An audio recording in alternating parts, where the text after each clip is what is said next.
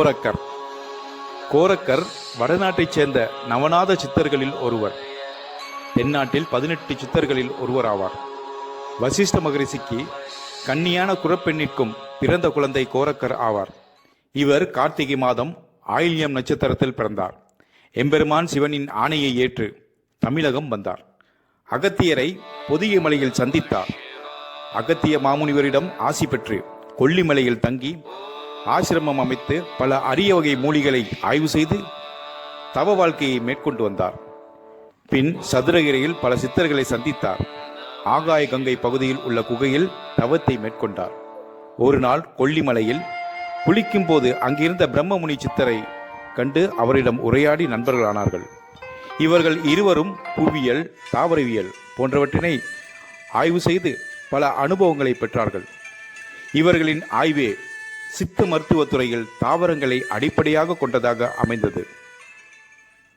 கோரக்கர் இன்னும் அதிகப்படியான ஆற்றலினை பெற முடிவு செய்தவராக பிரம்மமுனியிடம் ஆலோசித்து இதற்காக தவத்தோடு மட்டுமின்றி யாகங்களை செய்து பல முனிவர்கள் உயர்ந்த வரங்களை பெற்றது போல் நாமும் யாகத்தினை மேற்கொண்டு ஆற்றலை பெறலாம் என முடிவு செய்தார்கள்.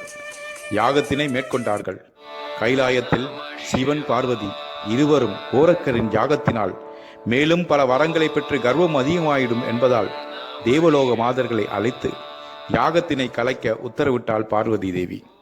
இதனால் இவர்கள் யாகத்தில் பேரழகு மிக்க 2 பெண்கள் தோன்றினார்கள். இவர்களின் அற்புத அழகைக் கண்டு தேவர்களான அக்னியும் வர்ணனும் கூட மயங்கினார்கள். ஆனால் கோரக்கருக்கு பெரும் எரிச்சலையும் கோபத்தினையும் உண்டாக்கியது.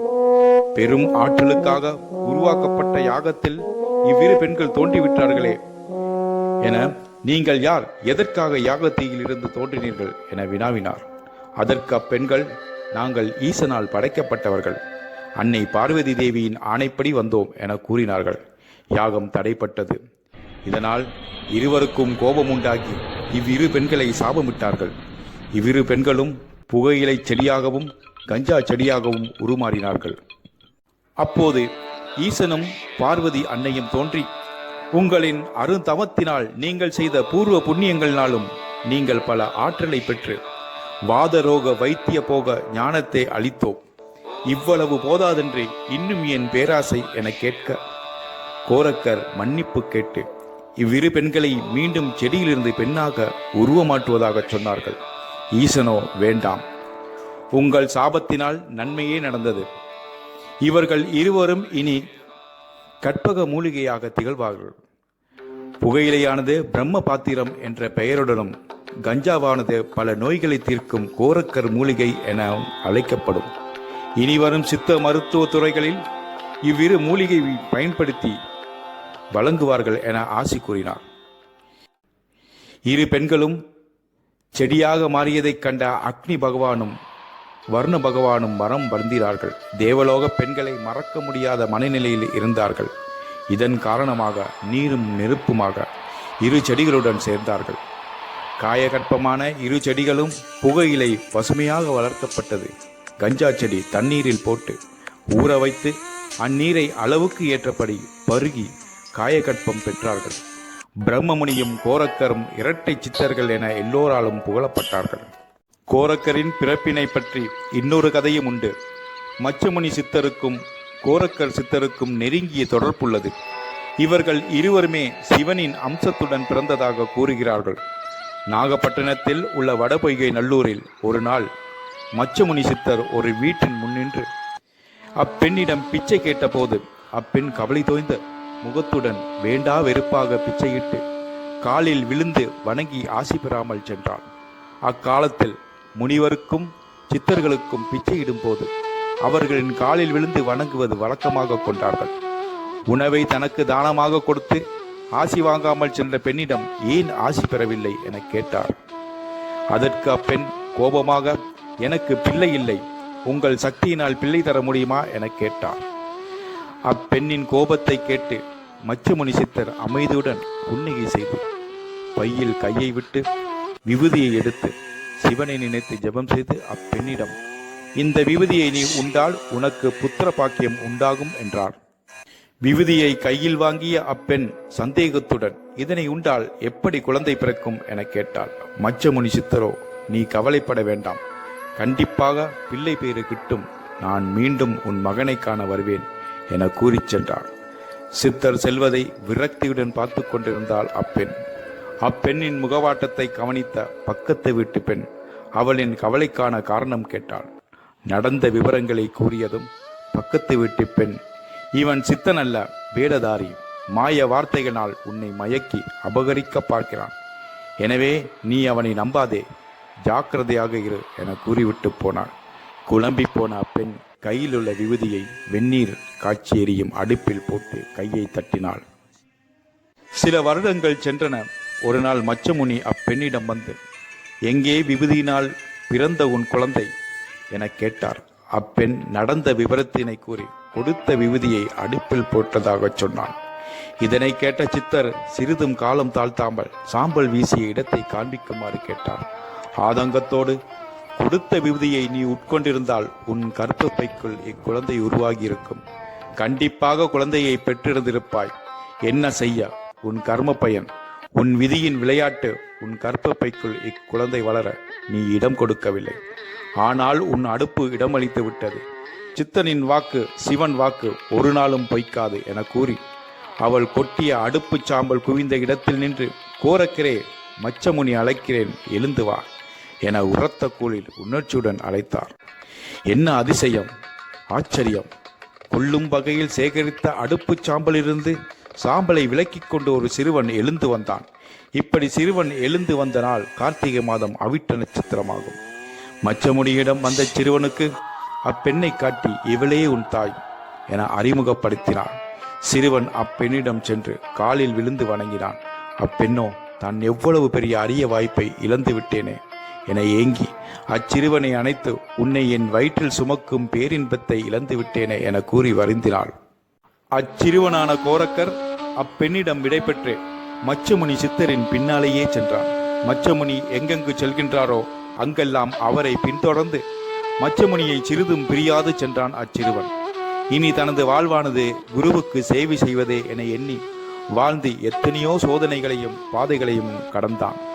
ஒரு நாள் அந்தணர்கள் வாழும் தெருவழியாக கோரக்கர் யாசிக்கச் சென்றான். அப்போது ஒரு வீட்டில் நெய்யினால் சுட்ட வடையின் வாசம் மூக்கை துளைத்தது.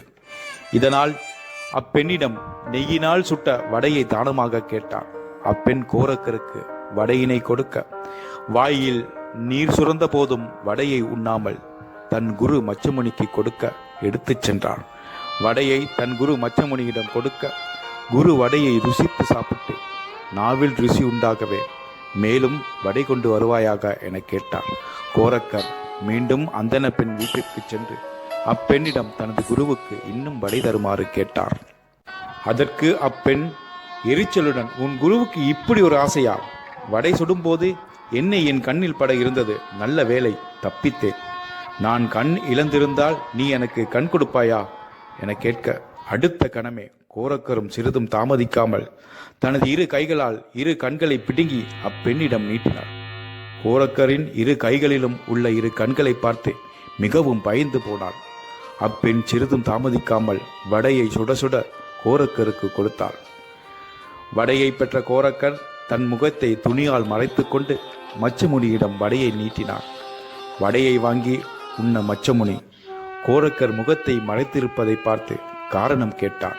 கோரக்கர் முகத்தை காட்ட, முகத்தை கண்ட மச்சமுனிக்கு பெரும் அதிர்ச்சியாக இருந்தது. இந்நாவின் ஆசையின் காரணமாக அற்ப வடைக்காக ஒளி பொருந்திய உன் கண்களை இழந்து விட்டாயே, ஏன் இவ்வாறு செய்தாய் என கேட்க, வேறு வழி தெரியாமல் இவ்வாறு செய்தேன் என சொன்னார் கோரக்கர். கோரக்கரின் குரு பக்தியை எண்ணி வியந்தார் மச்சமுனி. இப்படி ஒருவன் தனக்கு சிஷ்யனாக அமைந்தது பெரும் பாக்கியம் என எண்ணி தான் பெற்ற தவத்தின் சக்தியை கொண்டு கோரக்கருக்கு மீண்டும் கண் பார்வையை பெறச் செய்தார். குருவின் அன்பினை பெற்ற கோரக்கர் குருவிடமிருந்து சிவஞான போதம், காயகற்ப முறையை ஆகியவற்றினை முறையாக கற்றறிந்தார். சாதாரண உடலை இரும்பு போல் ஆக்கிக் கொள்ளும் சித்து வேலைகளை கற்றறிந்தார். இதன் பின் கோரக்கர் பல இடங்களுக்கு பயணம் சென்று பல சித்தர்களை சந்தித்து ஆசிகளை பெற்றார். இவருக்கு காக புஜண்டாரை சந்திக்கும் வாய்ப்பு ஏற்படவே அவரிடம் சீடனாக சேர்ந்து அவரின் அருளாசியை பெற்று அவரிடமிருந்து நீண்ட நாள் வாழ வைக்கும் மருந்துக்களின் சூட்சமங்களையும் கற்று உயிர் மருந்துக்களையும் தயாரித்தார். ஒரு பயணத்தின் போது ஒரு சந்தர்ப்ப சூழலின் காரணமாக கோரக்கருக்கும் அல்லாமா பிரபுவுக்கும் ஒருவரையொருவர் சந்திக்கும் சூழ்நிலை ஏற்பட்டது. இருவரும் அனுபவங்களை பகிர்ந்தபோது இருவருக்கிடையே உள்ள சித்து வேலைகளின் ஆற்றலை காட்டும் சந்தர்ப்பம் ஏற்பட்டது. இதன் காரணமாக கோரக்கர் ஒரு வாளினை எடுத்து அல்லாமா பிரபுவிடம் தன்னை வெட்டுமாறு நீட்டினார். வாளை வாங்கிய அல்லாமா பிரபு தனது முழு சக்தியையும் ஒன்று திரட்டி கோரக்கரின் உடலை வெட்டினார். கோரக்கரின் உடலை பார்த்தபோது எந்தவித சிறு காயமும் ஏற்படவில்லை. வெட்டிய வாளின் கூர்பகுதிகள் மழுங்கி போயின. இப்போது அல்லாமா பிரபு ஒரு வாளை எடுத்து கோரக்கரிடம் நீட்டினார். வாளை பெற்ற கோரக்கர் தனது பலம் கொண்ட மட்டும் அல்லாமா பிரபுவின் உடலில் வெட்டினார். வாளானது அல்லாமாவின் உடலினுள் காற்றினூடே சென்று வெளியே வந்தது. அல்லாமா பிரபுவின் உடலே காற்றாக மாறியிருப்பதால் எந்த தீங்கும் ஏற்படவில்லை. இருவரும் அவரவர் சக்தியையும் ஆற்றலையும் உணர்ந்தார்கள். கோரக்கர் அல்லாமா பிரபுவிடம் ஆசி பெற்று அவரிடமிருந்து உபதேசம் பெற்றார். திருக்கழுக்குன்றத்தில் வேதபுரீஸ்வரர் மலைக்கு செல்லும் பாதையில் குகை ஒன்று அமைந்துள்ளது. கோரக்கர் இக்குகையில் தங்கி தவம் செய்து வந்ததாக கூறப்படுகிறது. இக்குகையில் ஒரு சிறிய குகை அமைந்துள்ளது. இம்மலையில் கோரக்கர் சித்தர் ஜீவ சமாதி ஆனதாக கருதப்படுகிறது. இந்த இடத்தில் மண்டபம் கட்டப்பட்டு பராமரிக்கப்பட்டு வருகிறது.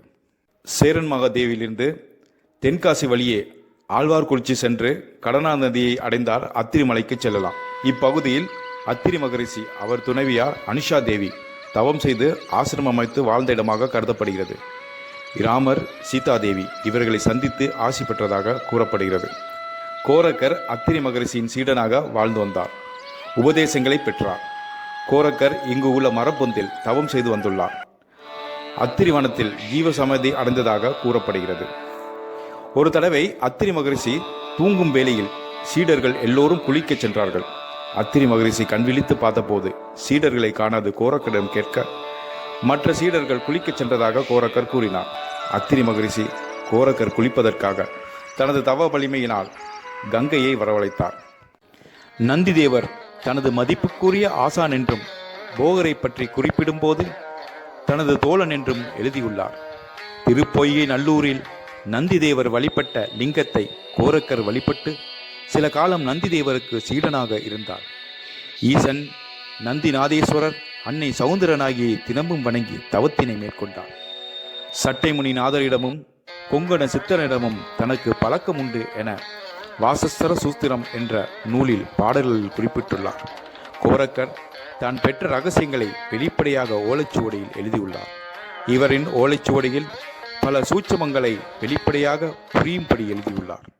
கோரக்கர் பல நூல்கள் எழுதியுள்ளார். அவை கோரக்கர் சந்திரரேகை, கோரக்கர் ரவிமேகலை, கோரக்கர் முத்தாரம், கோரக்கர் மலைவகாடம், கோரக்கர் நம நட்சத்திர திரவுகோள், கோரக்கர் கட்பம், கோரக்கர் முக்திநெறி, கோரக்கர் அட்டகர்மம், கோரக்கர் சூத்திரம், கோரக்கர் வாசர சூத்திரம், கோரக்கர் மூலிகை, கோரக்கர் தண்டகம், கோரக்கர் கட்பசூத்திரம், கோரக்கர் பிரம்மஞானம், திருக்கள்ளி, ஜோதிட விருட்சம் என 16 நூல்கள் எழுதியுள்ளார். சந்திர ரேகை என்ற நூலில் இவர் செய்த பல சித்துக்களை ஒன்றாக திரட்டி இந்நூலில் எழுதியுள்ளார். இந்நூலில் அமைந்துள்ள பாடலின் வரிகள் எல்லோருக்கும் புரியும்படியாக அமைந்திருந்ததால் பல சித்தர்கள் இதனை படித்து சூட்சமமாக சொல்ல வேண்டிய விஷயங்களை இவர் வெளிப்படையாக கூறியது நல்லதல்ல. இதனால் எதிர்காலத்தில் தவறாக பயன்படுத்த நேரிடும் என்பதால் இவர்கள் கோரக்கரிடம் உள்ள அனைத்து நூல்களையும் பெற்று அழித்து விட வேண்டுமென கோரக்கர் வசிக்கும் இல்லத்தை நோக்கி சென்றார்கள். சித்தர்கள் வருவதை முன்பே அறிந்திருந்தார் கோரக்கர். கோரக்கர் இல்லத்தைச் சுற்றி எப்போதும் கஞ்சா செடிகள், மூலிகை செடிகள் பயிர் செய்து வைத்திருப்பார். இவரின் மருந்துக்களில் கஞ்சாவை சேகரிக்கும் பழக்கத்தினை கொண்டிருந்ததால் சித்தர்கள் தன் இல்லத்தை நோக்கி வருவதால் அவர்கள் வருவதற்கு முன்பே கஞ்சா இலைகளை பறித்து அரிசியுடன் கூட்டி அவர்கள் உண்ணுவதற்கு அடை சுட்டு வைத்திருந்தார். கோரக்கர் எழுதிய நூல்களை எடுக்க வந்த சித்தர்களை நன்கு உபசரித்து அவர்களுக்கு அடையை கொடுத்து சாப்பிட வைத்தார். கஞ்சா கலந்த அடையை சாப்பிட்ட சித்தர்கள் அனைவரும் மயங்கி தூங்கினார்கள். இந்த சந்தர்ப்பத்தை பயன்படுத்திய கோரக்கர் தான் எழுதிய முக்கியமான நூல்களை எல்லாம் மறைத்து வைத்து விட்டார். கோரக்கர் எழுதிய மலைவகாடம் என்ற நூலில் புவியியலை பற்றி பல குறிப்புகளை எழுதியுள்ளார்.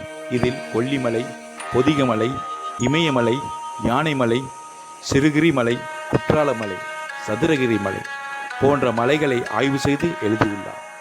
மூலிகை பற்றிய குறிப்புகள், மலைகள் பற்றிய புவியியல் குறிப்புகள், மலைகளில் உள்ள தாவரங்களின் குறிப்புகள், மின்னல்கள் பற்றிய குறிப்புகள், மலைகளில் ஏற்படும் பல்வேறு மாறுதல்களையும் பற்றிய அனைத்தும் மலைவகாட நூலில் குறிப்பிட்டுள்ளார். தாவரங்கள் பற்றியும் அபூர்வமான தாவரங்கள் பற்றியும் அதன் மருத்துவ குணங்களை பற்றியும் உபயோகிக்கும் முறையை பற்றியும் திருக்கல்லி ஜோதிட விருட்சம் என்ற நூலில் குறிப்பிடுகின்றார். இவர் ஒரு தடவை சீனா நாட்டிற்கு சென்று அங்கு சில காலம் தங்கியதாகவும் பல கீழ்நாடுகளுக்கு சென்று மூலிகை பற்றி பல குறிப்புகளை பெற்றதாகவும் கூறப்படுகிறது. கோரக்கர் சித்தர் பல இடங்களில் ஜீவசமாதி அடைந்ததாக சொல்லப்படுகிறது.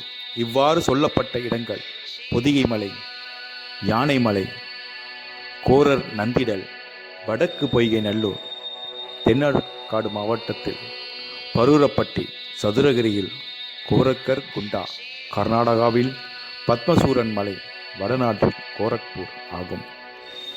நாகை மாவட்டத்திலிருந்து அக்கரைப்பேட்டை வழியில் வேளாங்கண்ணி செல்லும் வழியில் 5 கிலோமீட்டர் தொலைவில் வடபொய்கை நல்லூரில் நந்தீஸ்வர தேவர் திருக்கோயில் அருகில் கோரக்கர் ஜீவசமாதி அமைந்துள்ளது. சித்தர்கள் பல இங்கு முக்தியடைய பெற்றதால் சித்தாச்சிரம் என அழைக்கப்படுகிறது. இங்கு கோரக்கரின் ஜீவசமாதி ஆலயமாக மாறிய நிகழ்ச்சி வரலாறாக கூறப்படுகிறது. கோரக்கர் தான் அடங்கியிருப்பதை 400 ஆண்டுகளுக்கு முன்பு வெளிப்படுத்தியதாக கூறப்படுகிறது.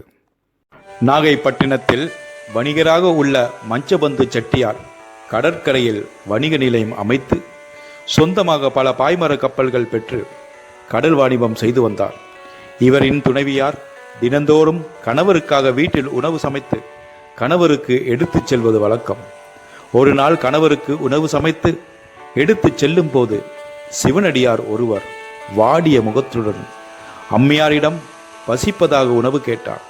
மனமிறங்கிய அம்மையார் கணவருக்காக சமைத்த உணவை சிவனடியாருக்கு பரிமாறி பசியை தீர்த்து வைத்தார். தன் கணவருக்காக மீண்டும் உணவை சமைத்து எடுத்து வர சென்றபோது சிவனடியார் அம்மையாரை தடுத்து இப்பாத்திரத்தையும் இலையையும் எடுத்துச் சென்று உணவு பரிமாறுமாறு கூறினார். சிவனடியார் பேச்சை நம்பி அம்மையார் கணவரிடம் சென்று உணவு பரிமாற பாத்திரத்தை திறந்தார். என்ன ஆச்சரியம்! தீர்ந்து போன உணவு குறையாமல் அப்படியே இருந்தது. உணவை கணவருக்கு அளித்து கணவர் உணவை உண்டதும் நல்ல ருசியாக இருப்பதாக கூறி காரணம் கேட்டார். வணிகரின் மனைவி வழியில் நடந்த சம்பவத்தை கூறினாள். வணிகர் தன் மனைவியை அழைத்து கொண்டு சிவனடியார் இருந்த இடத்தை அடைந்து தோண்டி பார்த்தபோது கோரக்கரின் ஜீவசமாதி இருப்பது தெரிய வந்தது. தன் மனைவி நேரடியாக கோரக்கருக்கு உணவு அளித்ததை எண்ணி மனைவியின் பக்தி உயர்வை கண்டு ஆச்சரியப்பட்டார். இப்பெண் சிவனடியாருக்கு திருவமுது அளித்த தினம் ஐப்பசி மாதம் திங்கள் கிழமை பரணி நட்சத்திர நாளாகும். சிவனடியார் திருவடி படித்த இதழில் மேடை அமைத்து வழிபாடு நடத்தி வந்தார். சித்தரின் ஜீவசமாதியை மக்கள் வணங்கி வந்ததால் பல நன்மைகளை அடைந்தார்கள். இதன்பின் செட்டியார் ஆலயத்தை கட்டி பூஜைகளை தொடர்ந்து நடக்க ஏற்பாடுகள் செய்தார். வடக்கு பொய்கநல்லூர் மக்கள் தினந்தோறும் சித்தருக்கு உணவு படைத்த பின்னரே உணவு உண்ணும் வழக்கத்தினை மேற்கொண்டார்கள். நாளடைவில் சிவனடியார் ஒருவர் தினமும் இரவு 7:30 மணி அளவில் கோயில் பூசாரி அன்னக்காவடி ஏந்தி மக்களிடம் உணவு பெற்று உணவை சிவனுக்கு படைத்து ஏழை எளியவர்களுக்கு அன்னதானம் கொடுக்கும் வழக்கத்தினை மேற்கொண்டார்கள். கோவிலில் சங்கொலி எழுப்பப்பட்ட பின்னரே ஊர் மக்கள் உணவு உண்ணும் வழக்கத்தினை மேற்கொண்டார்கள். ஒரு நாள் செட்டியார் வெளியூர் சென்றபோது ஐப்பசி பரணி தினத்தில் விழாவின் போது வர முடியாது தடைபடுமே என வருந்தினார். அன்று செட்டியாரின் கனவில் ஈசன் தோன்றி, கவலைப்படாதே, கண் விழித்ததும் பொய்கநல்லூரில் உன் கப்பல் கடற்கரையில் நிற்கும். இதனை வேறு யாரிடமும் சொல்லாதே, சொன்னால் இறந்து போவாய் என எச்சரிக்கவும் செய்தார். செட்டியார் கண் விழித்து பார்த்தபோது அவரால் நம்ப முடியவில்லை. கப்பலானது பொய்கநல்லூர் கடற்கரையில் நிற்பதை உணர்ந்தார். விழாவின் சிறப்பாக நடந்து முடிந்ததும் மஞ்சபந்து செட்டியார் தனிமையில் சம்பவத்தை எண்ணி சிரித்தார். செட்டியார் தனியே தனக்குள் சிரிப்பதைக் கண்ட அவர் மனைவி செட்டியாரிடம் காரணம் கேட்க செட்டியார் சொல்ல மறுத்தார். மனைவியோ விடாமல் தொடர்ந்து வற்புறுத்தி கேட்க வேறு வழியின்றி தான் சொன்னால் தனது உயிர் போகும் என எச்சரித்தார். செட்டியாரின் மனைவி எச்சரிக்கையை ஏற்றுக்கொள்ளாது தன்னை வேற்று நபராக நினைப்பதாகவும் தன்னை தங்களின் மனைவி என நினைத்தால் எதையும் மறைக்காது கூற வேண்டும் என வற்புறுத்தினார். இதுவே விதி என நினைத்த செட்டியார் இடுகாட்டிற்கு சென்று சிதை அடுக்கப்பட்டு அதன் மேல் படுத்து சொல்ல முற்பட்ட போது அவரின் மனைவியும் அருகே சிதை அடுக்கப்பட்டு அதன் மேல் படுத்தவாறு விவரத்தினை கேட்டாள். கனவில் ஈசன் எச்சரித்து கூறிய வார்த்தையை மனைவிக்கு கூறவே அடுத்த நொடியில் செட்டியாரின் உயிர் உடலை விட்டு பிரிந்து ஈசனிடம் சேர்ந்தது. கணவரின் ஆவி பிரிந்த அடுத்த நொடியில் செட்டியாரின் மனைவியின் ஆவியும் ஈசனின் பாதத்தை அடைந்தது. மஞ்சபந்து செட்டியார் கோயில் கட்டி திருவிழா நடத்தி அன்னதானம் அளித்து வந்த நிகழ்வானது இன்றும் கோரக்கர் ஆசிரமத்தில் தொடர்ந்து நடைபெற்று வருகிறது. தற்போது இக்கோயிலின் முகப்பில் 18 சித்தர்களின் திருவுருவச் சிலை அழகுடன் வரிசையாக அமைக்கப்பட்டுள்ளது. முகப்பை தாண்டி உள்ளே நுழைந்ததும் அமருவதற்கு திண்ணை அமைந்துள்ளது. இங்கு சுற்றியுள்ள சுவற்றில் கோரக்கர் சித்தரின் வாழ்வில் நடந்த நிகழ்ச்சியினை ஓவியமாக தீட்டி வைத்திருப்பார்கள். இங்கு மந்திர எந்திரம் பலகையினால் செதுக்கி வைத்திருப்பார்கள். இவ்வாய்ப்பணினை கடந்து உள்ளே நுழைந்ததும் பொன் தகட்டினால் அழகாக வேயப்பட்டது போன்று பொன்னிறத்தில் ஜொலித்து பிரகாசிக்கும்படியாக கோரக்கரின் கருவறை காட்சியளிப்பது சிறப்பாகும். இவ் ஆசிரமத்தில் போகரும் கோரக்கரும் இணைந்து இருப்பதாக கூறுகிறார்கள். வன்னி மரத்தடியில் கோரக்கர் ஜீவசமாதி அடைந்து ஜீவனிஷ்டையில் உள்ளார். இக்கோயிலில் நாகலிங்க மரம் எண்ணற்ற முடிச்சுகளுடன் ஓங்கி வளர்ந்து வயதினை கணிக்க முடியாதபடி இருக்கிறது. இங்கு நாகலிங்க மரத்தில் உள்ள பூவில் லிங்க அமைப்பு மட்டுமே உண்டு. பூவில் ஆவுடையார் தோற்றம் காணப்படுவதில்லை. நாகலிங்க பிரதிஷ்டையை வழிபட்டால் குழந்தை பேறு கிடைக்கும் என ஆன்மீகவாதிகளின் கருத்து. இங்கு கருப்பு துணியால் அலங்காரித்து நாகலிங்க மலர் பூவினால் அர்ச்சனை செய்து வருவது வழக்கம். உடலுக்கு தடை திரிதோஷம், உயிருக்கு தடை பிறவி, இரண்டையும் இப்பூவின் பெயரால் நீக்கிவிடலாம். பக்தர்கள் உடல் நலம் பெற இந்நாகலிங்க மரத்தினை சுற்றி வருவார்கள். இக்கோவிலில் 3 கால பூஜைகளும் அன்னதானமும் தினமும் நடைபெற்று வருகிறது. ஆண்டுதோறும் ஐப்பசி மாதம் பரணி நட்சத்திரம் அன்று சிறப்பு அபிஷேகம் நடைபெற்று வருகிறது. உற்சவத்தின் போது நந்தீஸ்வரர் ஆலயத்திலிருந்து பஞ்சமூர்த்தியாக புறப்பட்டு அருள் பளிக்கின்றார். இக்கோயிலில் புத்தக நிலையத்தில் பல சித்தர்கள் எழுதிய நூல்கள் எளிதில் கிடைக்கின்றது. கருவறையின் வலது பக்கத்தில் தியான மண்டபம் பெரிதாக அமைக்கப்பட்டுள்ளது. வாய்ப்பு கிடைக்கும் போது நந்தீஸ்வரர் கோயிலில் வீற்றிருக்கும் இறைவன் நந்திநாதேஸ்வரரையும் இறைவி சவுந்தரநாயகி அம்மையையும் வணங்கி கோரக்க சித்தரை தரிசித்து அவரின் பரிபூரண ஆசியை பெறுமாறு வேண்டிக் கொள்கின்றோம்.